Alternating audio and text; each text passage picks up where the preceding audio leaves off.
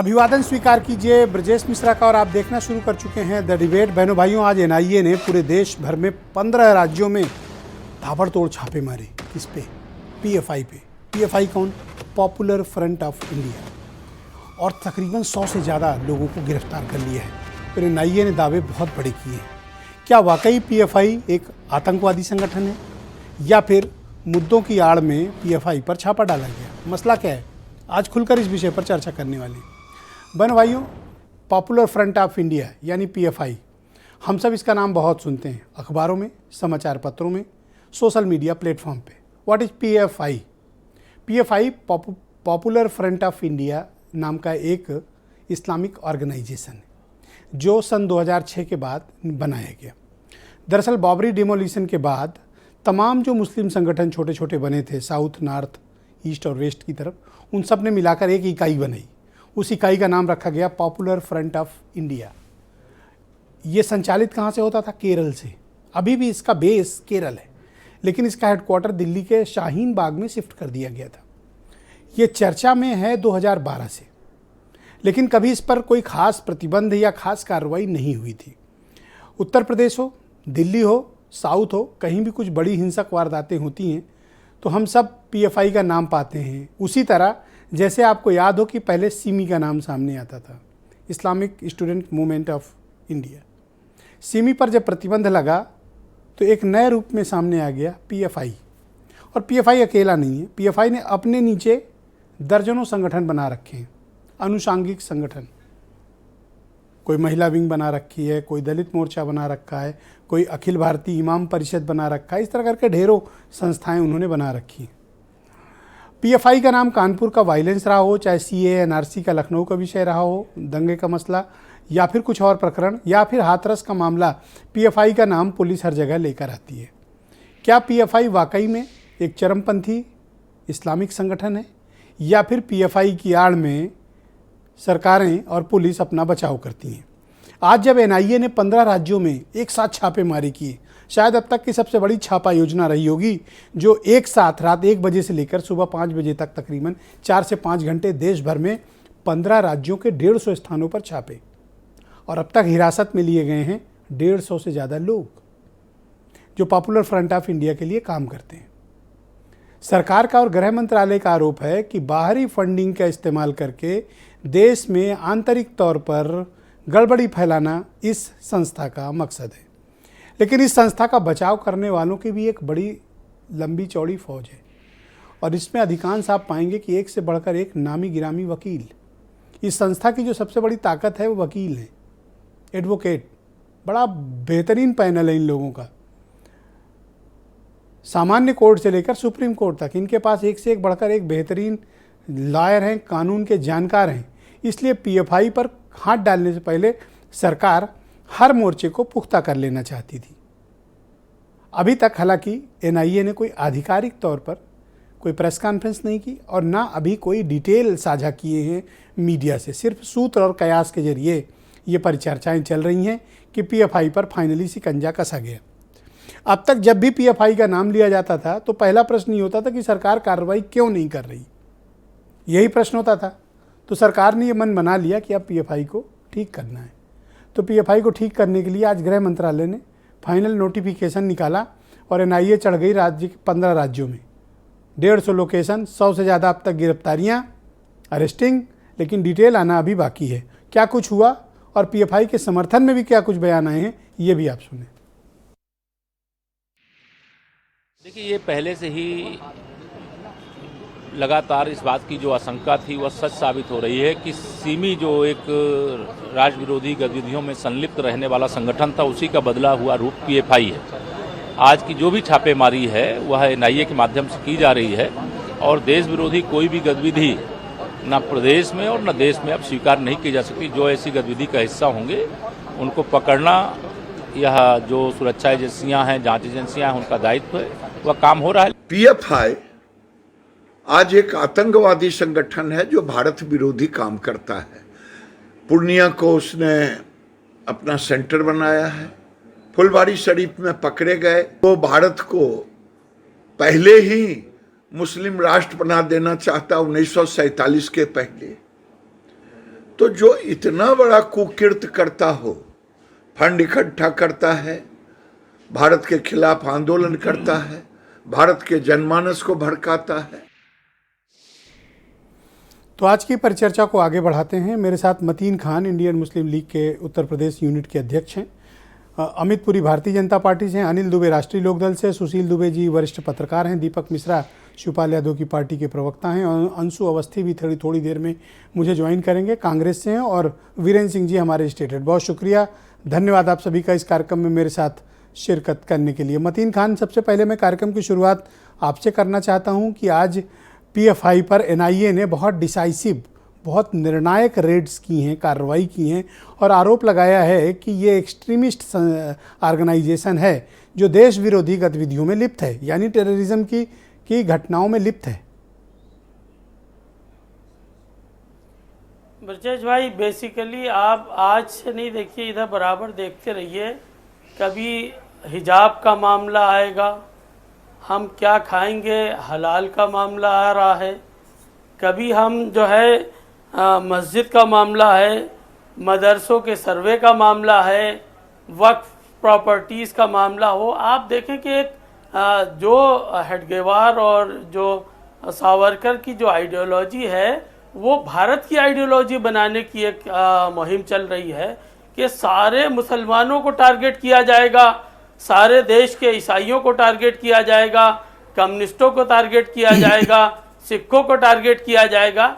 ये जो जिस अंदाज में यहाँ पर एक सिस्टम बनाया जा रहा है, आप ये बताइए कि इसी भारत के अंदर RSS नाम का संगठन है, किस जगह से उसका रजिस्ट्रेशन है, क्या सोसाइटी एक्ट में है वो, या कहाँ पर है, उसकी फंडिंग कहाँ से आ रही है, कौन पैसा दे रहा है? क्या अभी बीच में सुना था कि जब फर्स्ट कोविड की लहर आई है तो 110 करोड़ रुपए के 110 करोड़ के करीब जो है वो जो है उन्होंने राशन किट बांटी थी। तो आप ये बताइए कि PFI पर एक्शन के पीछे के कारण क्या हैं? मास्क बांटे थे। आपका क्या मानना है कि PFI पर एक्शन को आप क्या गलत ठहरा रहे हैं? मैं ये कह रहा हूँ कि जो संस्था थी उस पर RTI के जरिए से मांगा गया कि साहब उसका हिसाब क्या हुआ, कहाँ से आया, किसने फंड किया, कैसे इतने बड़ी उस पर जो है इतना पैसा खर्च हुआ है। भाई कोई हिसाब किताब होना चाहिए, नहीं होना चाहिए? या संघ के जो लोग, भाजपा के लोग बैठे हैं, मतीन भाई एक सेकंड सवाल ले लो। आज अपन लोग PFI पे थोड़ी चर्चा कर लेते हैं, मूल मुद्दे से हम ना भटके। मेरा ये प्रश्न है कि अगर NIA जैसी संस्था, होम मिनिस्ट्री इतनी मैसिव रेड 15 राज्यों में प्लान करती है तो यूं ही तो नहीं कर लेगी, कुछ तो एविडेंस रहा ही होगा उनके पास। नहीं, बिल्कुल देखिए, जिस अंदाज में ये एक माहौल बनाया जा रहा है कि संघ के जरिए से मुसलमानों को टारगेट करके ये एक पॉलिटिकल गेन की तरह से कि साहब हम जो उनका बड़ा वोट बैंक है उनको खुश करेंगे कि साहब। पर एक चीज आपने देखी मतीन जी, ये है एक बात आपने देखी कि आज RSS के चीफ मोहन भागवत दिल्ली में एक मस्जिद गए, इमामों से मुलाकात की, और एक इमाम उन्हीं के बीच से निकल के आए। उन्होंने टीवी पर बयान दिया, आपने ज़रूर सुना होगा, कि भागवत जी तो राष्ट्रपिता और राष्ट्र ऋषि जैसे हैं, अब तो मुसलमान इमाम भी कहने लगे हैं। अब वो इमाम साहब की तो चेक कराना पड़ेगा, DNA ही चेक कराना पड़ेगा कि वो क्या कह रहे हैं। खैर, हमें इस पर नहीं जाना, हमें बेसिक बात तो ये देखना है कि जो RSS की, संघ की, भाजपा की जो आइडियोलॉजी है वो भारत की आइडियोलॉजी बनाने की कोशिश की जा रही है, भारत को चाइना बनाने की कोशिश की जा रही है, भारत को रशिया बनाने की कोशिश की जा रही है। यहाँ एक छत्री राज करने के लिए बेसिकली तो क्या आप PFI का बचाव कर रहे हैं मतीन खान? बेसिकली आप PFI का बचाव कर रहे हैं जी? आप PFI का बचाव कर रहे हैं? नहीं, हम ये कह रहे हैं कि इस मुल्क के अंदर RSS के अंदर बाकायदा त्रिशूल, भाले, तलवारें और तमाम पिस्टल ये सब ले करके शक्ति प्रदर्शन होता है। वो कहाँ से लाइसेंस है उनके पास? क्यों उनकी नहीं जांच होती है? क्या वो देशभक्ति के लिए हो रहे हैं काम? जो लाठी डंडे की जो ट्रेनिंग हो रही है या जिन जिन जगहों पर शाखाएं लग रही हैं, किसकी परमिशन है? कोई परमिशन हो बताएं। तो अगर जांच हो रही है तो कोई एतराज है आपको? बैठे हैं, बताएं कि जो जी बताइए ब्रजेश भाई। मैंने कहा अगर कोई जांच हो रही है तो इसमें कौन सा ऐतराज है? अगर देश विरोधी कोई गतिविधि है तो इसमें संघ किसी के को तो बख्शा नहीं जाना बाकायदा चाहिए। फोटोग्राफ, हमारे लिए नेशन वीडियोग्राफ- फर्स्ट, देश प्रथम होना चाहिए। भाई बिल्कुल बिल्कुल देश फर्स्ट है। देश के अंदर धारा 25 भी है। 25 को जो है क्या इम्प्लीमेंट हो रहा है क्या? जिस अंदाज में संघ के लोग पिस्टल और भाला, त्रिशूल और तलवारें लेकर के बड़ी बड़ी तादाद में जो उसकी जो है स्थापना के नाम पर पूजा करते हैं, क्या वो कहां से है? उसका लाइसेंस कहां से है? और लाइट वो अमित भी पुरी, उसकी जांच होना चाहिए, धन्यवाद, नहीं होना चाहिए? धन्यवाद। उस पर कितनी रेट डाली गई? बहुत शुक्रिया, उस आप पे हमारे क्या साथ काम बने हुआ? रहिए। कि साहब मुसलमानी चारा मिल गया है। जो मुसलमानों से रिलेटेड ऑर्गेनाइजेशंस होंगी, जो मस्जिदें होंगी, जो खानकाएं होंगी, नहीं दरगाहें मुसलमान होंगी, कोई चारा उनको नहीं विरोध है। कर दिया हम जाए, सब उनको बदनाम इस कर देश दिया में जाए। भाईचारा चाहते हैं।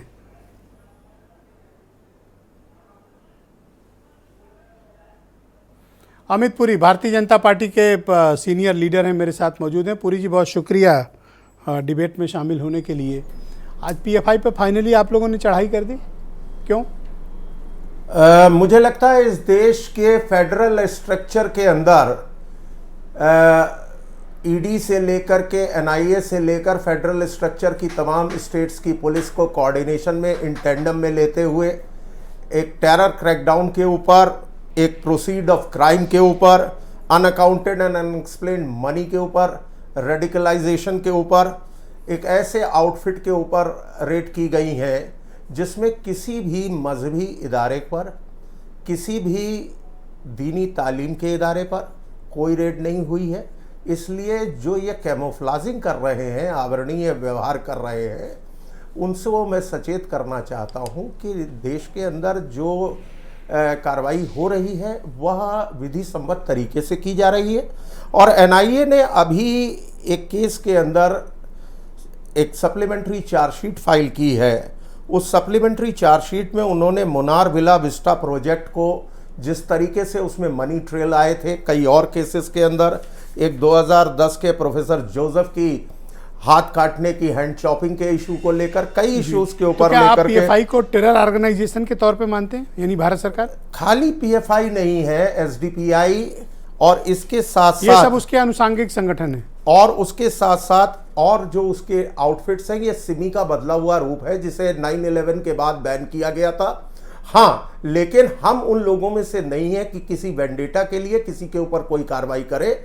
डॉक्यूमेंट्री एविडेंस आपके पास क्रेडिबल एविडेंस है कि ये लोग आतंकवादी घटनाओं में या राष्ट्र विरोधी गतिविधियों में लिप्त हैं? ये तो देखिए एनआईए और ईडी के लोग और स्टेट पुलिस के लोग ही उसकी एग्जैक्ट डिटेलिंग कर पाएंगे। लेकिन हाँ, इनपुट्स थे जिस इनपुट्स के आधार पर इतना मैसिव रेड का कार्यक्रम किया गया। तो इन पर बैन क्यों नहीं लगा रहे हैं जब 15 राज्यों में 150 लोकेशन पे छापे? बैन क्यों नहीं? नेचुरल बैन तो पहला काम होना चाहिए। नहीं, बैन ऐसे नहीं द मोमेंट आपने रेड्स की 24 घंटे के अंदर बैन। एक मिनट। दीपक मिश्रा जी यहाँ बैठे हैं, वो अपने चांस पे बोलेंगे, मैं जानता हूँ।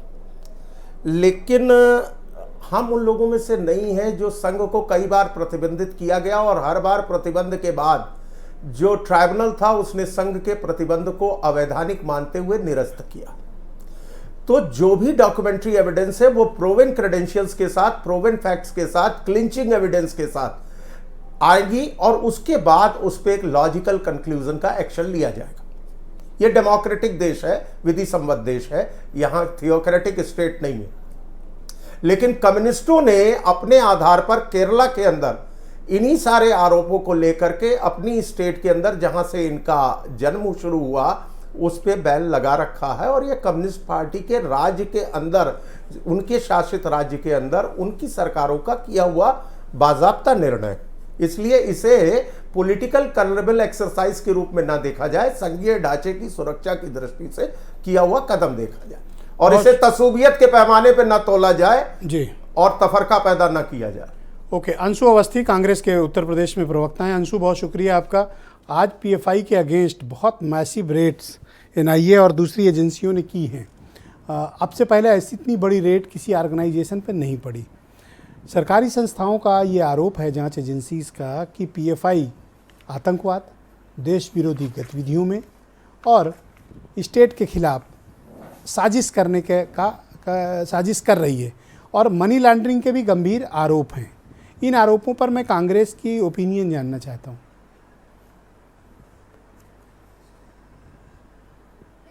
देखिए ब्रजेश जी, जो भी कोई संगठन जो देश विरोधी गतिविधियों में संलिप्त है या आतंक विरोधी गतिविधियों में संलिप्त है, तो उसको लेकर कांग्रेस का तो स्पष्ट रुख रहा है, क्योंकि कांग्रेस ने सबसे ज़्यादा उस दंश को झेला है। चाहे श्रीमती इंदिरा गांधी जी की असमय हत्या हुई हो, या श्री राजीव गांधी जी की हुई हो, या बेअंत सिंह हो, तो इस आतंकवाद को अगर सबसे ज़्यादा किसी ने दंश झेला तो कांग्रेस पार्टी ने झेला है। और इस पैनल में बैठे हुए लोग कोई भी इसमें से इस बात को लेकर सहमत नहीं होगा कि इस देश में कोई भी इस तरीके की जो गतिविधि कर रहा है उस पर बैन नहीं लगना चाहिए। हम तो सवाल ये करते हैं कि लगातार भारतीय जनता पार्टी इसको लेकर हो हल्ला कर रही है। आप लगातार कहते हैं कि हम बैन कर रहे हैं, बैन कर रहे हैं, लेकिन आज तक आप बैन नहीं कर पाए। आखिर क्या कारण है? किसने रोका है साहब? आप चैनल पर बैठकर हल्ला गुल्ला मचाएंगे आप इसलिए? सीधा कारण है ब्रजेश जी कि जो भी इस तरीके की गतिविधि में संलिप्त हो, आज राहुल गांधी जी की प्रेस कॉन्फ्रेंस थी केरल में, उन्होंने भी इस बात को स्पष्ट किया, वहां पत्रकारों का सवाल था इसी संदर्भ में। जो भी इस तरीके के कृत्य में संलिप्त है, आपके पास प्रमाण है, आप उन्हें बैन करिए। लेकिन आप बैन नहीं करेंगे, आप सिर्फ तमाशा करेंगे चैनलों पर बैठकर। ओवैसी की सभा में पाकिस्तान जिंदाबाद के नारे लगते हैं, क्या कार्रवाई की भारतीय जनता पार्टी ने उस पर? अरे साहब, सरदार पटेल ने तो 4 फरवरी 1948 को आरएसएस को बैन कर दिया था, ये कहते हुए कि ये लोग वैमनस्यता फैलाते हैं, ये देश के लिए खतरा है, जो गांधी जी की हत्या में संलिप्त थे। तो हमने तो 5 दिन के अंदर बैन लगाया था, और 8 साल से ये झुंझुना बजा रहे हैं, गाना गा रहे हैं।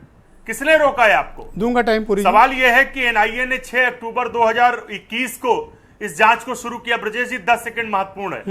6 अक्टूबर 2021 को यह जांच शुरू हुई।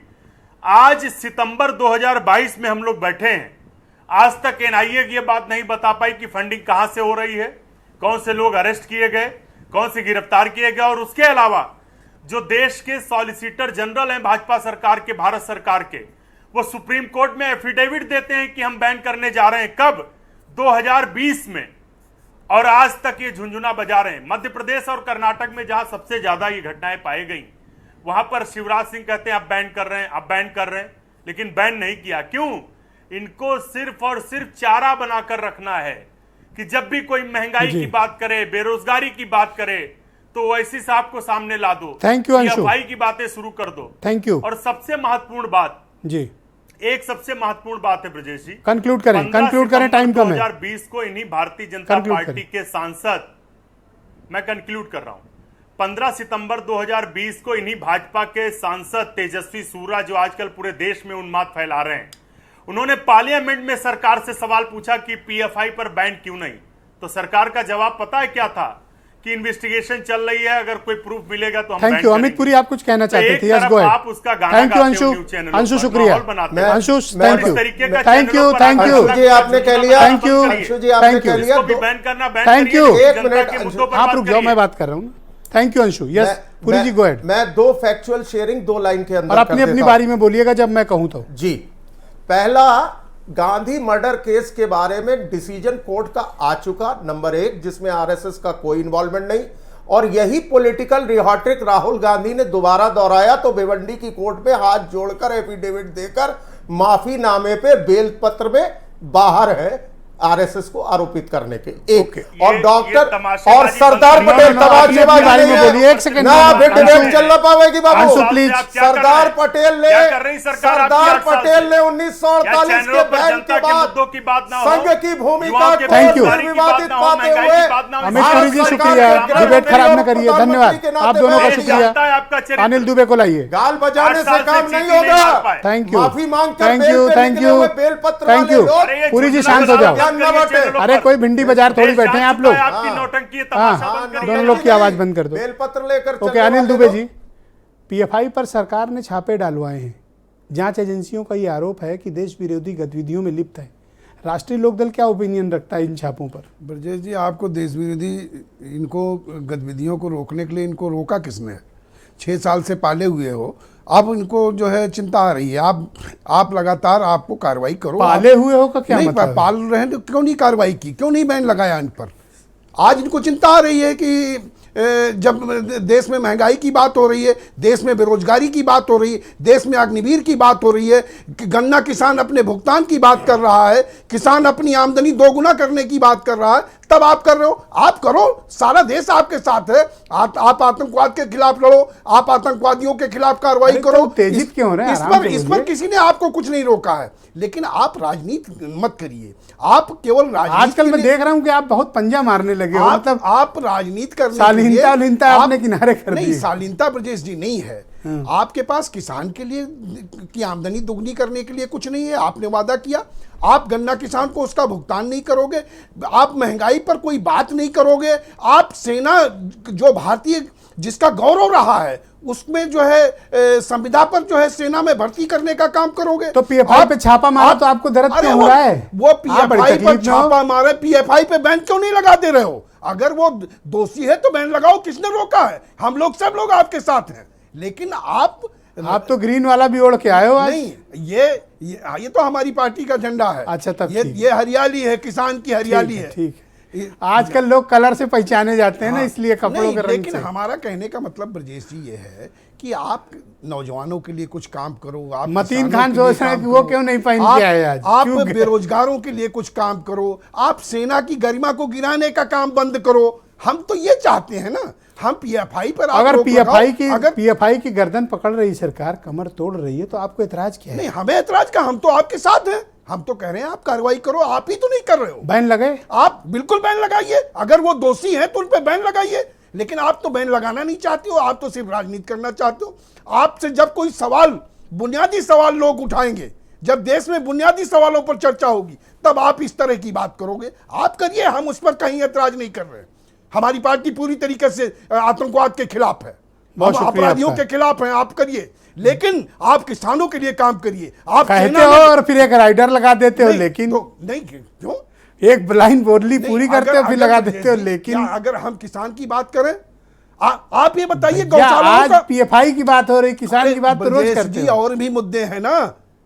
गौशालाओं का बुरा हाल है, लंपी का टीका लटका हुआ है, लंपी का टीका आप नहीं दे पा रहे हो। आप इसकी भी तो व्यवस्था कर लो। पशु चिकित्सक नहीं है, कर्मचारी नहीं है। बहुत शुक्रिया। इन पर क्यों नहीं सब बात हो रही है? दीपक मिश्रा पीएसपीएल के मुख्य प्रवक्ता हैं। दीपक जी, बहुत शुक्रिया। क्या ये ध्यान बटाने के लिए है, या फिर वाकई में पीएफआई देश विरोधी गतिविधियों में, आतंकवाद में और देश तोड़ने की गतिविधियों में सम्मिलित है? देखिए, हमारे मुल्क में धर्म के नाम पर, जात के नाम पर अगर कोई भी असैद्धांतिक हिंसक गतिविधियों में शामिल है तो वह आतंकवादी है।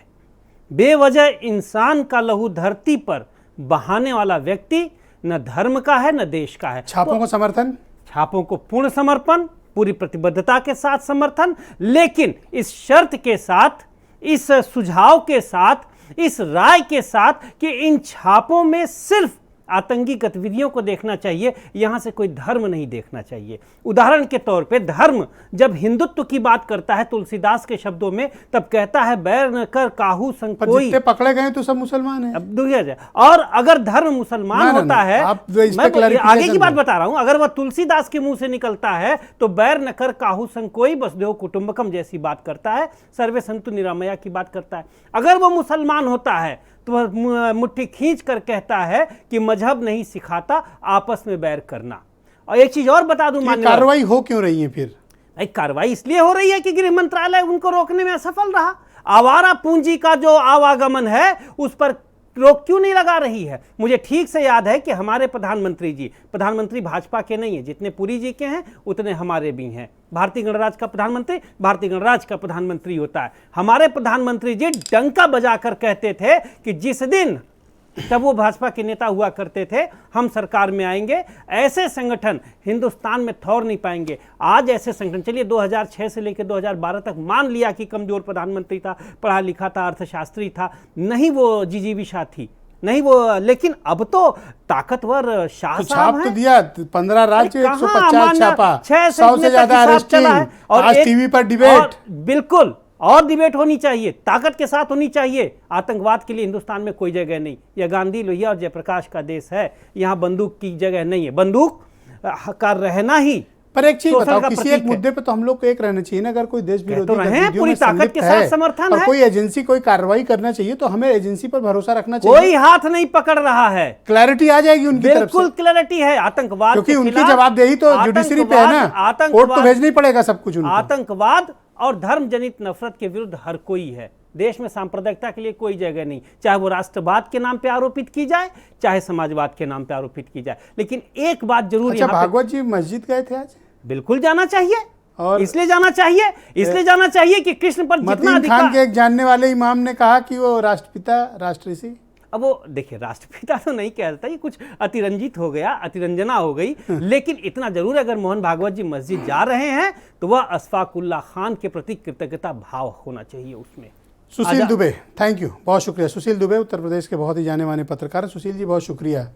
ये असली मुद्दों से भटकाना है या वाकई में पीएफआई एक आतंकवादी संगठन है और देश तोड़ने की गतिविधि में संलिप्त है? आप क्या मानते हो? पहले तो ब्रजेश ही आपके प्रतिष्ठित चैनल के माध्यम से इस देश के बहुसंख्यक मुसलमानों की तरफ से जो आज उमर अहमद इलियासी जो इमाम हैं बड़े इदारे के दिल्ली के, उन्होंने मोहन भागवत जी को जो ऋषि कहा है, संत कहा है, पिता कहा है, उसके लिए मैं बधाई और मुबारकबाद पेश करता हूँ देश के मुसलमान बहुसंख्यक साथियों को और पूरे देश को।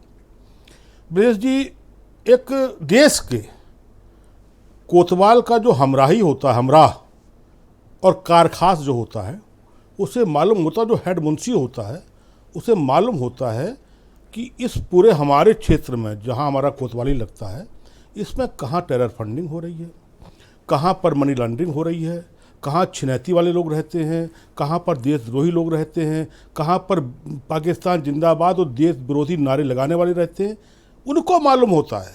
लोकल लेवल की बात कर रहा हूँ, अगर अपनी पे आ जाए तो एक घंटा लगेगा, सबको बांध के ले आएंगे वो लगा। ये नेशनल इन्वेस्टिगेशन एजेंसी हिंदुस्तान का सबसे बड़ा सिरमौर है।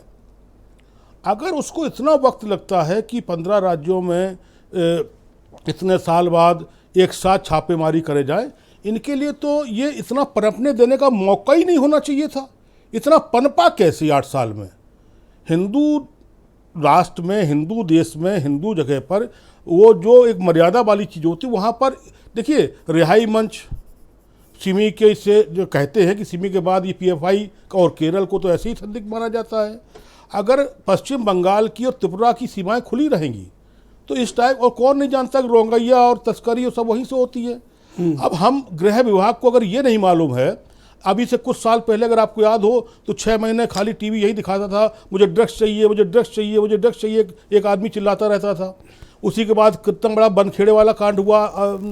इंडियन नारकोटिक्स विभाग कितना बड़ा विभाग है, और टनों वो उतर रही है अडानी पोर्ट पे, टेरस और जो भी हीरोइन कोकीन जो भी उतर रही है।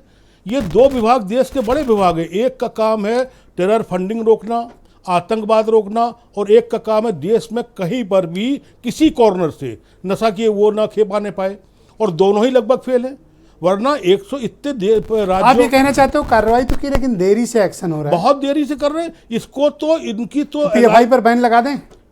अरे जो आतंकवादी संगठन वार्ड लेवल का हो, देश लेवल का हो, जिले लेवल का हो, भारत लेवल का हो, उसको तो बैन की जरूरत ही नहीं है, पर अपने देना ही नहीं चाहिए। पहले ही मट्ठा डाल दें, जड़ों में फड़ुआ लेके, खुरपी लेके मट्ठा डाल दें। बैन तो तब आएगा जब वो जिंदा हो जाएंगे। जब आप अभी आप मट्ठा क्यों डालोगे? तेजाब ही डाल दो। तेजाब डाल दीजिए साहब, बिल्कुल तेजाब मट्ठा। देश के खिलाफ कोई भी बात स्वीकार नहीं है ब्रजेश जी। अभी देश के खिलाफ कोई भी गतिविधि स्वीकार नहीं की जानी ब्रजेश जी, कोई भी हो। अभी आपने कहा कि वकील तमाम इनके पीछे, अब तीसरा शीतल बात देख लीजिए, पीछे कहीं ना कहीं लोग खड़े हैं इनके पीछे, किसी उसके हों, किसी भी जाति धर्म देश के उसके हों, लेकिन कोई लोग तो खड़े हैं।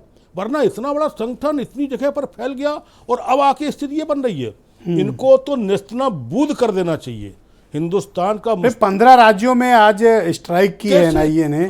इसका मतलब 15 राज्यों में तो ये जम चुके होंगे ना? अरे जम वही, अरे एक तुलसी के पेड़ को बड़ा होने में एक वक्त लगता है, ये तो 15 राज्य बहुत बड़ी चीज हो गई। ऑलराइट, वीरेन जी भी हमारे साथ इस डिबेट में आ गए हैं। वीरेन जी, पॉपुलर फ्रंट ऑफ इंडिया यानी पीएफआई का नाम बड़ा सुर्खियों में है। पहले हम लोग सिमी सुनते थे, अब पीएफआई सुनते हैं। आज फाइनल एक स्ट्राइक 15 राज्यों में एनआईए ने की है। क्या इनपुट, क्या फीडबैक आपको अब तक मिला है? जानकारी ये आ रही है कि 106 के करीब नेताओं को पीएफआई के अरेस्ट किया गया है, और ये छापामारी बहुत लंबी चली।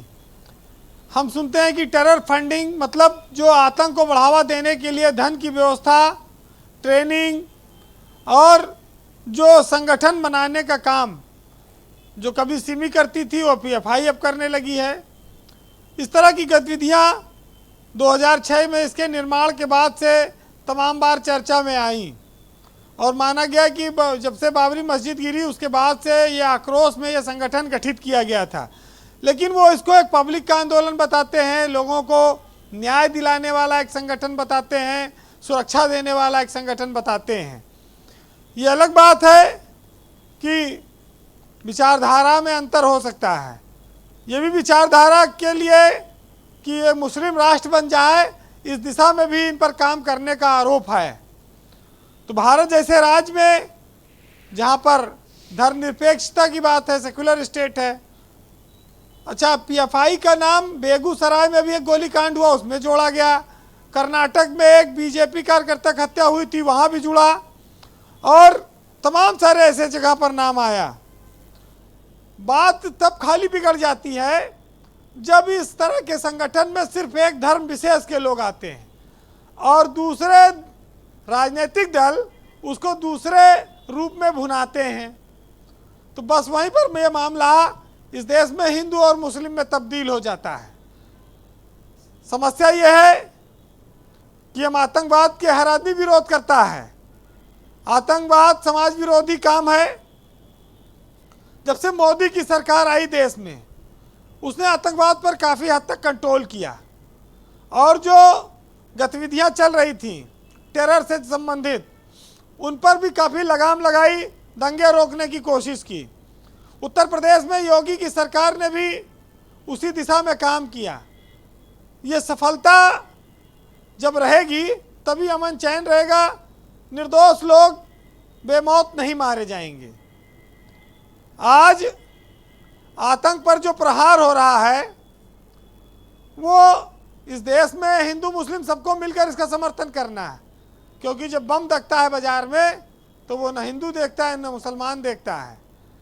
ये तो इस देश में ब्रजेश जी जब आज़ादी मिली थी, उस आज़ादी को खाली इसलिए बर्बाद कर दिया जाए कि हम एक धर्म को मानते हैं, कोई दूसरे धर्म को मानता है और उससे हमारी भावनाएं आहत हो गई।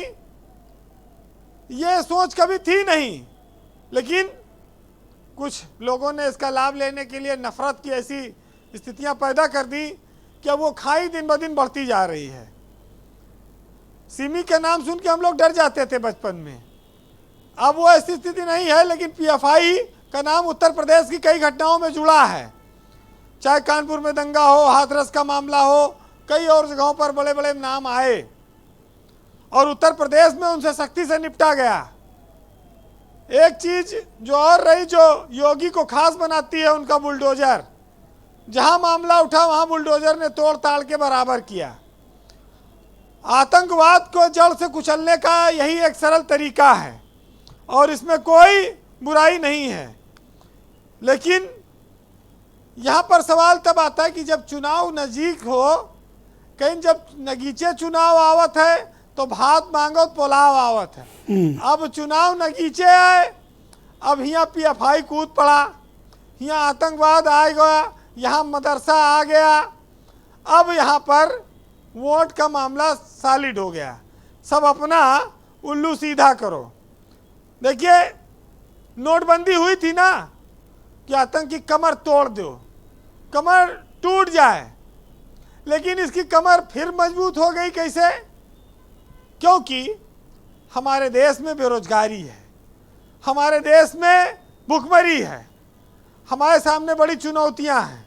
कोरोना काल गुजरा, लोगों के पास खाने पीने का संकट आया, उसको इन्हीं संगठनों ने उसका फ़ायदा उठाया। ऐसे ही लोग तो फ़ायदा उठाते हैं और उसकी वजह से देश में ये चीज़ें आती। हिंदू मुसलमान के बीच उतना विरोध नहीं है जितना राजनीति में दिखता है, और ख़ास तौर से तहजीब की नगरी में, राजधानी लखनऊ में भी।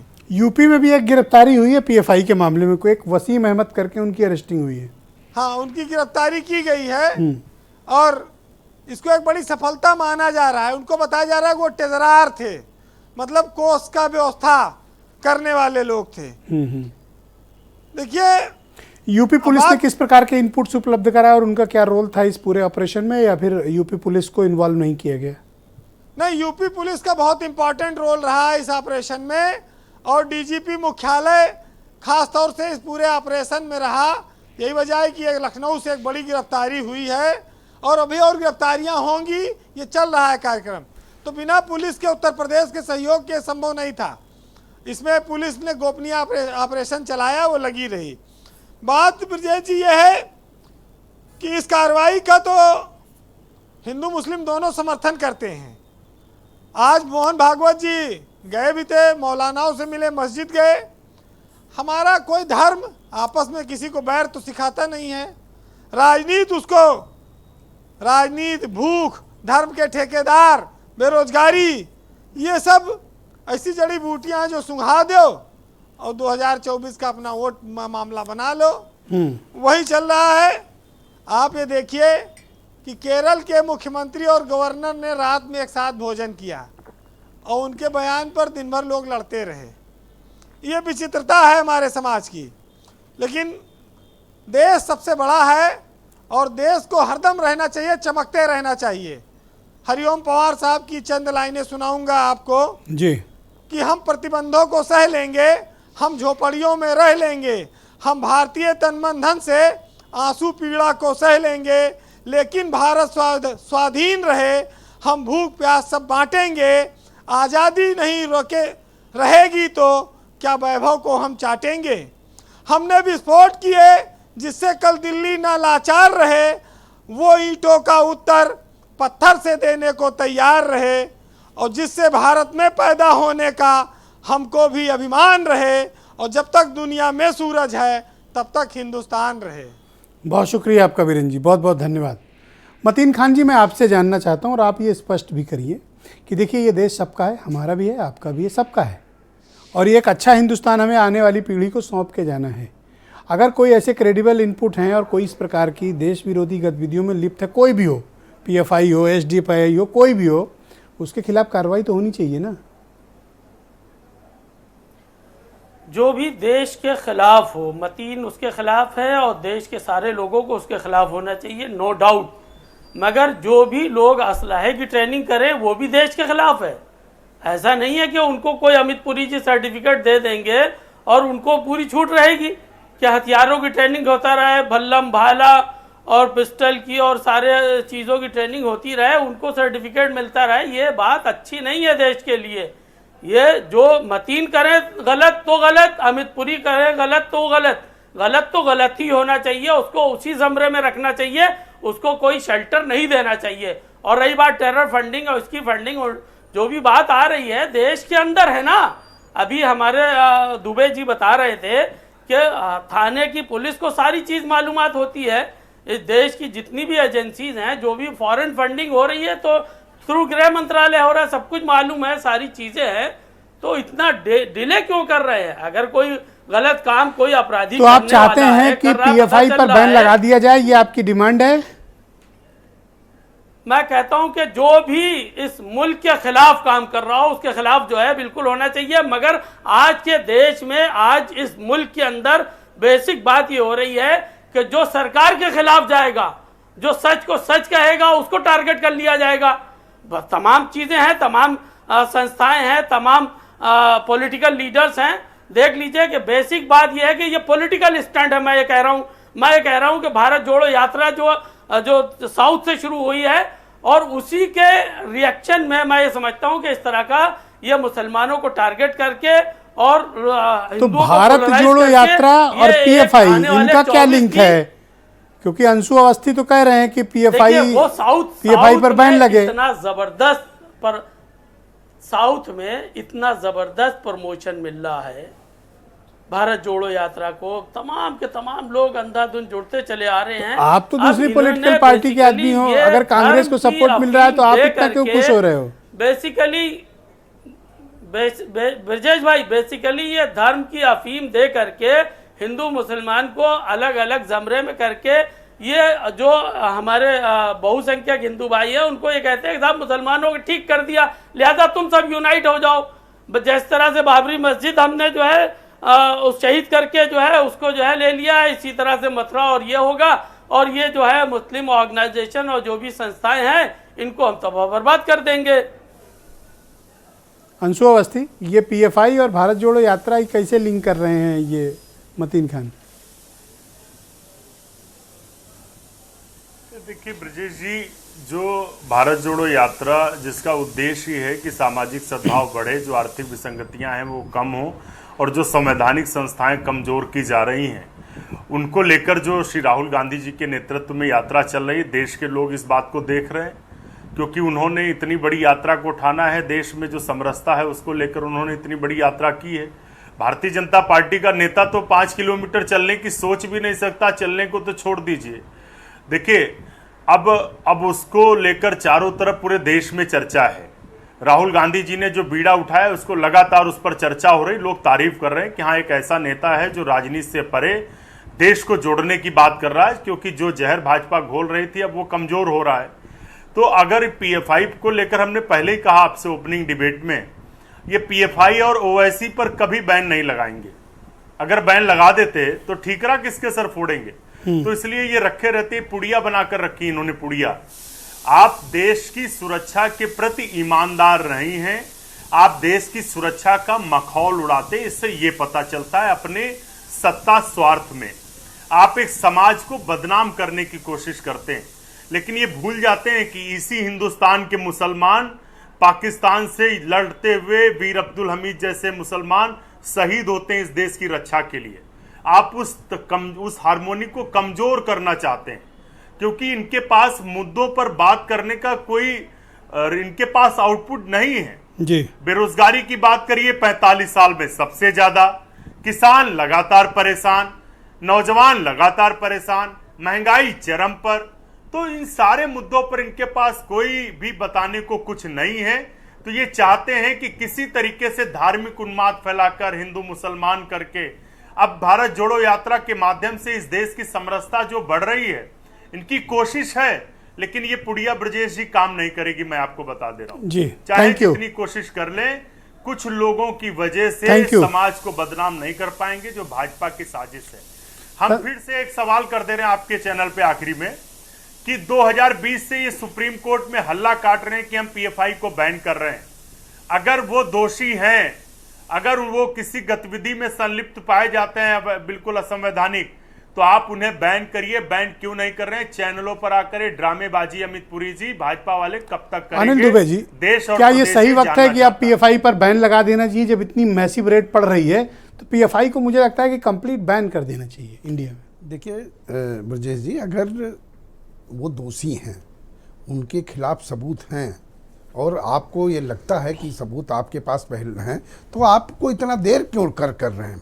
ये तो सरकार को पहले करना चाहिए था। ये तो सरकार की नाकामी है ना कि जो है आपको आपका गृह मंत्रालय, आपकी इंटेलिजेंस क्या कर रही थी कि जो आपको इतनी देर से पता चल रहा है कि ये पीएफ है। तो आप इतने बरसों से आप क्यों लटकाए हुए थे? सवाल ये नहीं है, आप कुछ करिए, आप अपना काम करिए, उसके साथ सारा विपक्ष है, सारे देश के लोग हैं। मतीन खान स्टोरी बता रहे हैं कि भारत जोड़ो यात्रा की वजह से ध्यान भटकाने के लिए आतंकवादियों से लड़ो, सारा देश आपके साथ है, लेकिन और भी कहा, आप उस पर राजनीति मत करो। आप किसी जाति को, किसी धर्म को आरोपित करने का काम न करो। जो दोषी है उसके खिलाफ कार्रवाई करो। हम लोग आपके साथ हैं, हम आपका समर्थन करते हैं उस मुद्दे पर, लेकिन आप और ये निर्णायक है या फिर ये मुद्दों से ध्यान भटकाने की कोशिश? नहीं, मुद्दों से ही उनका उद्देश्य। अगर उनको मुद्दों से ध्यान न भटकाना होता तो कार्रवाई करते। कार्रवाई क्यों नहीं कर रहे हो? आपने बैन क्यों नहीं लगाया अगर कोई दोषी है? ये बात तो आपका मंत्रालय जानता है, सरकार आप चला रहे हो। 6 साल से क्यों लटका हुआ है मामला ये? हम तो फिर वही लौट करके बात आएंगे कि आप जो है किसान की बात करो, आप बेरोजगारों की बात करो, आप नौजवानों की बात करो, आप सेना का गौरव बढ़ाने की बात करो, आप गाय को लंपी रोग से बचाओ, उसका टीका जो अप्रूवल के लिए लटका है उसको अप्रूव करो। हम तो इन्हीं मुद्दों की बात करेंगे, हम तो महंगाई की बात करेंगे, हम तो नौजवानों को रोजगार दिलाने की बात करेंगे, जिस मुद्दों से आप भाग रहे हैं। Thank you. दीपक मिश्रा, क्या सही वक्त है कि आप पीएफआई पर बैन लगा दिया जाना चाहिए? बिल्कुल। हर हिंसक कार्रवाई में संलग्न संगठनों पे लगना चाहिए। वो लोग गए इस भारत से जिनका मकसद बंटवारा था, दो कौम जिनका नारा था। यहाँ रहने वाला मुसलमान बीर अब्दुल हमीद का वंशज है, रसखान का वंशज है, जिन्ना वाले गए। तो अब कोई किंतु परंतु नहीं होगा। पता नहीं क्यों भाजपा हिचक रही है, नरवा कुंजरवा में आतंकवाद से लड़ रही है। मैं 2 मिनट चाहूंगा ब्रजेश जी, महत्वपूर्ण बात जी। मुंबई हाई कोर्ट में माना जाता था कि हाफिज सईद दोषी हैं। पाकिस्तान के न्यायालय ने हाफिज सईद को मुक्त कर दिया, कहा कि उनके खिलाफ पूरी दुनिया में कहीं एक मुकदमा नहीं है। हम लोगों ने, आपने इसे दिखाया भी था, हम लोगों ने यूएनओ को पत्र लिखा कि वो अपराधी तो भारत का है, कैसे उसे मुक्त किया जा सकता है। बाद में जब चिट्ठी पत्री हुई तब जाके उस चिट्ठी पत्री के 1 साल बाद, आज भी मुंबई हाई कोर्ट में कोई मुकदमा सरकार की तरफ से हाफिज के खिलाफ नहीं चल रहा है। फिर एक मुकदमा एनआईए ने किया टेरर फंडिंग का, आज तक हाफिज सईद को पकड़ा नहीं गया। एक बात। दूसरी बात, यूएनओ में भारत सुरक्षा, आप ये कहना चाहते हो कि कार्रवाई सिलेक्टिव है? अब दूसरी बात बता दे, दूसरा उदाहरण महोदय, क्लैरिटी देते चलिए ना। दूसरी बात बता दे, फिर एक साथ क्लियर हो जाएगा, तस्वीर स्वतः साफ हो जाएगी। यूएनओ में भारत सुरक्षा परिषद का अस्थायी सदस्य नहीं है। जब भी जैसे मोहम्मद के खिलाफ जो भारत में आतंकवादी गतिविधियों, अभी परसों की बात है, अमेरिका ने भारत के अपराधी के खिलाफ प्रस्ताव रखा और चीन ने उस पर रोक लगा दी, वीटो का। भारत क्यों नहीं सशक्त कार्रवाई करता? अगर अंधेरों से इतनी ही नफरत है तो चिराग क्या सूरज बुझाइए, क्यों नहीं मूव करते हैं ताकतवर के साथ? अब तो हमारे प्रधानमंत्री बहुत सशक्त हैं। बहुत शुक्रिया, धन्यवाद। नेहरू जी की ही गलतियां बार बार मोदी जी दोहरा रहे हैं। अच्छा, नेहरू जी गलत थे? नेहरू जी गलत नहीं थे तो हाँ, मोदी जी भी ना, सही आपने नहीं कहा है। ना, गलती दोहरा भाई रहे यही हैं। तो भाजपा वाले कहते हैं, क्यों नहीं सुरक्षा परिषद में भारत अस्थायी तो सदस्य आप बना? मानते हो नेहरू जी गलत थे? ना, मैं नेहरू जी को गलत कैसे कहता हूं? 10 साल वो आजादी की लड़ाई में जेल में रहे। हमारे फिर आपने गलत क्यों कहा नेहरू जी को? भाई हम अभी भाजपा कहेगी कि नेहरू जी की देन है जो आज पीएफआई पे रोक नहीं लग पाया। अरे नेहरू अभी ये कहेंगे मान्यवर, हो सकता है इस बार ना कहें, तो 2006 हो सकता है ना कहें। ओके, सुशील हो दुबे सकता है ना जी, कहें। क्या कार्रवाई सिलेक्टिव हो रही है क्या? देखिए ब्रजेश जी, जो ये बाबरी मस्जिद सड़ान है, इतने साल पुरानी, भी बहुत दूर तक जाएगी। लाख मंदिर आप बना लो। इस देश में बहुसंख्यक मुसलमानों, करोड़ों बसों मुसलमानों के बीच में अगर ये नारे आएंगे कि देश के गद्दारों को गोली मारो सालों को, तो इस टाइप की चीज़ें बदलनी चाहिए, इस टाइप की सोच को बदलना पड़ेगा। देश का मुसलमान इस देश की शान है और देश का कोई भी मुसलमान इस बात की तायद नहीं करता कि यहाँ पर पीएफआई और सिमी के जो बच्चे यहाँ पर घूम रहे हैं उनको जिंदा भी रहने का हक हो। ऐसा मैं नहीं मानता। मैं मानता हूँ कि सिलेक्टेड हो रही है। इसको ये 115 ये जो भी छापे पड़े, कोई छोटी बात थोड़ी है। और किसी होमगार्ड ने थोड़ी छापे मारे हैं, देश की सबसे बड़ी इन्वेस्टिगेशन एजेंसी ने मारा है। इनको हफ्ते भर में हिसाब किताब करके और निर्णय लेके उच्च स्तरीय बैठक बुला के दिल्ली में इनको तत्काल बैन कर देना चाहिए। आपका ये कहने का तात्पर्य है कि इस बार कार्रवाई 1 हफ्ते के अंदर डिसाइसिव होनी चाहिए? 100। अगर ये ना हो तो फिर काहे का गृह मंत्रालय, काहे के छापे और काहे के एनआई, जब हमें मालूम है कि इतने तो ये छापों को कोई पॉलिटिकल यूज भी है क्या? मुझे कहीं, देखिए जो टाइमिंग होती है, कभी कभी टाइमिंग, पॉलिटिक्स में हर चीज का वो एक टाइमिंग होती है। अभी कौन से चुनाव है? अभी बीरेंद्र सिंह जी कह रहे चुनाव सर पे आ ही गया साहब, उधर यात्रा चल रही है, इधर नीतीश कुमार जी फूलपुर चुन रहे हैं, तो अब बचा ही क्या है? इधर बहन जी और अखिलेश यादव ट्वीट कर रहे हैं हाँ समर्थन में, तो अब बचे तो साहब ये मदरसे की, देखिए मदरसे की चेकिंग हो रही है। तो कितने ऐसे प्राथमिक विद्यालय गांव देहात में जहां पर छतें चू रही हैं और जहां के 2-2 महीने 3-3 महीने 6-6 महीने मास्टर नहीं आते, उनकी चेकिंग कौन करेगा? उनका सर्वेक्षण कौन करेगा? तो सब करिए, लेकिन टाइमिंग तो फिर संदेह पैदा करती है। लेकिन देश के खिलाफ कोई भी हो तो कार्रवाई तो हफ्ते भर मैंने सर कहा आपसे, देश के साथ कोई समझौता, आप हम आपस के मुद्दों पे मतभेद रख सकते हैं, लेकिन जब बात देश की हो तो एक हो जाए। ब्रजेश मिश्रा जी के चैनल से मैं निवेदन करता हूँ गृह मंत्रालय से, हफ्ता भर तब बीतना चाहिए। अरे ये जनता का चैनल है, कोई हमारे ब्रजेश मिश्रा जी के जनता के चैनल से मैं भारत समाचार से निवेदन करता हूँ कि गृह मंत्रालय दिल्ली का सुन ले, निवेदन है, हफ्ते भर में बैन करके और इनको लटका दिया जाए, उल्टा लटका दिया जाए, जो पकड़े गए उनके साथ। बहुत शुक्रिया अमित पुरी जी। अगर आप कार्रवाई निर्णायक चाहते हैं और वाकई में चाहते हैं कि इस तरह की गतिविधियां खत्म हो और देश में अमन, सौहार्द, एकता, अखंडता बनी रहे, तो इस बार आपको बहुत ही निर्णायक कार्रवाई करनी पड़ेगी। यह लटकाने, अटकाने और भटकाने और उलझाने, इससे काम नहीं चलेगा। ठीक, अब मैं कहता हूँ अभी मैं पॉलिटिकल वाइसेस को सुन रहा था। अगर पहले मेरी बात का जवाब दे दो, फिर पॉलिटिकल वाइस एक साथ सबका जवाब आ जाएगा। पहले मेरा, नहीं एक साथ सबका पहले जवाब। मेरा, ना ये जिद्दम जिद्दा नहीं, हाँ। मैं एक साथ सारे जवाब दे रहा हूं। अच्छा ठीक। अभी मैं तमाम पॉलिटिकल वाइसेस को सुन रहा था। अगर मगर की डगर के साथ लोग ऐसा समझ रहे थे जैसे सोनी टीवी के क्राइम पेट्रोल सीरियल चल रहा हो, जिस एजेंसी का 100% कन्विक्शन रेट रहा हो, सक्सेस रेट रहा हो। अभी 4 दिन पहले पीएफआई के केस में ईडी ने सप्लीमेंट्री चार्जशीट अब्दुल रज्जाक और अशरफ कादिर के केस में फाइल की है, मनी लॉन्ड्रिंग की, जो कि गल्फ के अंदर से पैसा आ रहा था। तो लगातार इस पे काम चल रहा है। लेकिन अब पॉलिटिकल पार्टी सेलेक्टिव होकर के कहे कि नहीं साहब इस समय नहीं, इस समय रेड होनी चाहिए। अब कश्मीर के अंदर जब एनआईए ने रेड की थी तब भी इसी तरह के स्वर सुनाई दिए थे, लेकिन कश्मीर में टेरर को क्रैकडाउन किया गया और कश्मीर के हालात बदले हैं। और उस समय जो हमारी आलोचना कर रहे थे अगर मगर की डगर के साथ, उन लोगों को देखना चाहिए कि किस तरह की कार्रवाई की गई थी। और मैं आपके चैनल के माध्यम से पूरे देश को आश्वस्त कराता हूं कि भारत सरकार अंशु रुक जाओ, अंशु बीच में टोका टाकी नहीं, नो के बीच में कोई बीच में नहीं बोलेगा, आप बोलिए, आप मैंने आपके बीच में नहीं सिर्फ बोला, Amit Puri. Don't run over. हाँ बोलिए। और बोलिए। दूसरा एनआईए को लेकर बड़ी बड़ी बातें करते हैं आप। अरे जिसका ये वो लोग बात कर रहे हैं नहीं जो 9/11 के डोजियर देने के बाद दिग्विजय सिंह से किताब लिखाते थे कि हाफिज सईद ने नहीं, आरएसएस ने 9/11 किया। ये वो कांग्रेस पार्टी है, वो हमको नसीहत देगी देशभक्ति की। 9/11 के डोजियर के बाद, 9/11 के डोजियर देने के बाद दिग्विजय सिंह कहते थे कि 9/11 की घटना आरएसएस ने की है, भगवा आतंकवाद है, इनका गृहमंत्री शिंदे करता था। समय के प्रधानमंत्री, अरे आप मुझे बताओ 9/11 का डोजियर सही था भारत सरकार का, उस समय आपके मुख्यमंत्री वहां पर दोषारोपण की प्रेस कॉन्फ्रेंस कर रहे थे, बयान जारी कर रहे थे, विमोचन जिस समय देश को उनके समर्थन की जरूरत थी। भूल जाइए आप इस तरीके की जुने की बातें 9/11 के बाद भारत सरकार के डोजियर के खिलाफ आप ये बताइए 8 साल से आपने क्या किया? दिग्विजय सिंह की अरे 8 साल से आपने क्या किया बताइए? हर सवाल को हिंदू मुस्लिम 8 साल से आपकी सरकार चीटी नहीं मार पाई। कम से कम राहुल गांधी के बयान से छू के भाग जाते आरोप लगाकर। कम से कम आज राहुल गांधी के बयान से नसीहत लो।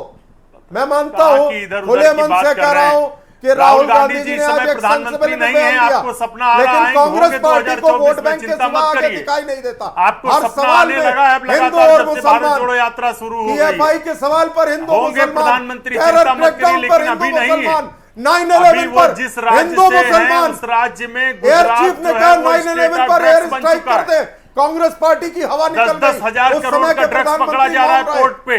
आपके डोजियर के खिलाफ आपके राष्ट्रीय महासचिव ने किताब लिखकर 24 अक्टूबर पे विमोचन कराया। आपका गृह मंत्री कौन? Thank you. अरे इस तरह लड़ने का कोई फायदा नहीं कांग्रेस पार्टी। मेरे दोस्तों, मैं आपको समझाना चाहता हूं कि लड़ने से कोई फायदा नहीं। तथ्यात्मक रूप से अगर आप लोग अपनी अपनी बात रखेंगे तो यकीन मानिए कि आप अपनी बात जनता तक पहुंचा पाएंगे। हिंदू और मुसलमान नजर आता है। हाँ, अब कंप्लीट करिए पुरी जी। एक सेकंड में कार्रवाई कब करोगे ये बताइए। एक सेकंड ये बात कह दो। Within no piece of time इस देश के अंदर इस पीएफआई के इशू के ऊपर मैसिव क्रैकडाउन लॉजिकल कंक्लूजन तक पहुंचेगा। और शाहीन बाग और दिल्ली के दंगों में जो ताहिर मियां और ताहिर मियां के चाचा बचाने वाले हैं, पीएफआई के यहां से लैपटॉप में वो भी इनपुट्स आए हैं कि दिल्ली की किस राजनीतिक पार्टी ने कहा दिल्ली में दंगा भड़काओ, पीएफआई से पैसा लाओ। ये सारे ये तड़पन उसी की है। की जांच कब कराएंगे? ये तड़पन उसी की है। कब लगाएंगे? हम जानते हैं। थैंक यू पुरी जी, शुक्रिया पुरी जी, धन्यवाद पुरी जी, धन्यवाद पुरी जी, धन्यवाद। ओके, मतीन खान को स्क्रीन पे लाया जाए, मतीन खान और अमित पुरी को स्क्रीन पे लाया जाए, दोनों को लाया जाए स्क्रीन पे। आपसे थैंक यू पुरी जी, शुक्रिया। अरे पुरी जी शांत हो जाए। जिसको मुसलमान ओके पुरी जी, पुरी जी शांत हो, शांत शांत शांत। एक सवाल ले लो। जो है तिरंगे का अपमान कर रहे हैं, संघ के लोग अगर देश के खिलाफ काम कर रहे हैं, हथियारों की ट्रेनिंग दे रहे हैं, तो उनकी भी ईडी की जांच होना चाहिए, जिस तरह पीएफआई की जांच होना चाहिए। उसी तरह उनकी भी जांच होना चाहिए। जिस तरह पीएफआई के लोगों को अरेस्ट किया जा रहा है, इस तरह से संघ के लोगों को भी गिरफ्तार करके उनसे भी पूछताछ करना चाहिए। कहां से इतना पैसा ले आते हैं? कितनी बड़ी बड़ी जो है प्रोग्राम कर रहे हैं, कैसे चल रहे हैं? ये कैसे नहीं होगा? देश का ये देश है, ये गांधी के देश में गोडसे की पॉलिसी नहीं चलेगी। गांधी के देश में गोडसे की पॉलिसी नहीं चलेगी। ये देश को खंडित करने का काम न करे, देश को जोड़ने का काम करे, न्याय इंसाफ के लिए काम होना चाहिए। सब पे पाबंदी लगे, जो देश के खिलाफ वो सब पे पाबंदी लगे, जो आरएसएस के खिलाफ काम कर रही है उसमें पाबंदी लगनी चाहिए, जो आरएसएस देश के खिलाफ काम कर रही है उस पर पाबंदी लगना चाहिए, उसकी एनआईए की जांच होना चाहिए, उसकी ईडी की जांच होना चाहिए। क्यों नहीं जांच होगी भाई? आपने कहा क्यों नहीं जांच होगी? सिर्फ वकील की जांच होगी, अमितपुर की क्यों नहीं होगी? क्यों नहीं अमितपुर की जांच होगी? जो देश के खिलाफ नहीं काम कर रहे हो, देश के खिलाफ जो भी काम करे उस पर जांच होना चाहिए, उस पर प्रतिबंध होना चाहिए। कोई जरूरी कि चिल्ला चिल्ला के अपनी बात रखो। प्रतिबंध लगा, अभी भी प्रतिबंध वापस लौटो भाई, हो गया इनका। एक बात बताओ, कोई जरूरी है कि चिल्ला चिल्ला के लड़ो आपस में? अरे तथ्यात्मक रूप से अपनी बात रखो, सबको तो अवसर दे रहे हैं। तथ्यात्मक रूप से पता नहीं क्यों इतनी आक्रामकता दिखा रहे हो। जो बात आसानी से कही जा सकती है ना, इफेक्टिव तरीके से, आराम से कहिए। गला फाड़ फाड़ के आप लोग अपना टाइम बर्बाद करते हो। किस अब मस्जिद पता के है, ऊपर दर्शक गाली देता है, आपको बताया जाए। देखने वाला गाली देता है, कहता है देखो बोल नहीं पा रहे हैं ये लोग, आपस में झगड़ा रहे हैं। धन्यवाद, डिबेट बंद करो, ओवर, डिबेट ओवर, समय समाप्त। धन्यवाद, बहुत बहुत शुक्रिया। मैं अपने सभी मेहमानों का बहुत शुक्रिया अदा करता हूं और आप सबसे निवेदन करता हूं कि जब अपनी बारी आए अपनी बात रखिए। बात प्रभावशाली तरीके से रखी जा सकती है, आराम से रखी जा सकती है, लेकिन पता नहीं इन लोगों को लड़ने में कौन सी दिलचस्पी रहती है और ये दिखाना आपस में क्या चाहते हैं। बहुत शुक्रिया बहनों भाइयों आपका भी इस कार्यक्रम को देखने के लिए। नमस्कार।